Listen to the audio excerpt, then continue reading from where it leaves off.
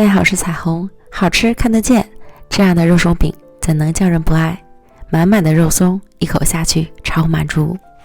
150克普通中筋面粉，加入 1.5 克酵母，10克白糖，12克葱花，25克油，75克水，混合均匀，搅拌成絮状，下手揉成光滑稍软的面团，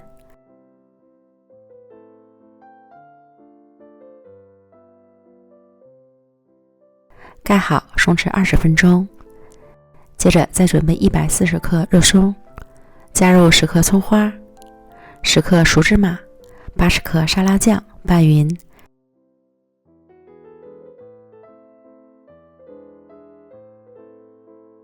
成为湿润的状态。然后再平均分成12份，揉成小圆球，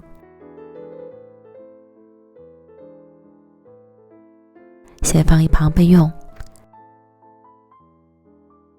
取出松弛好的面团，这个面团是不需要发酵的，直接搓成长条，同样分成12个面剂，再把每个面剂收拢成挂滑的小面团。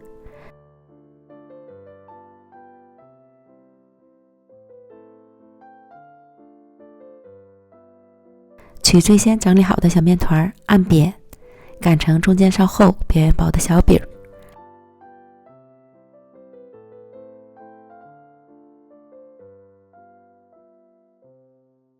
放上肉松球，像包包子一样包起来，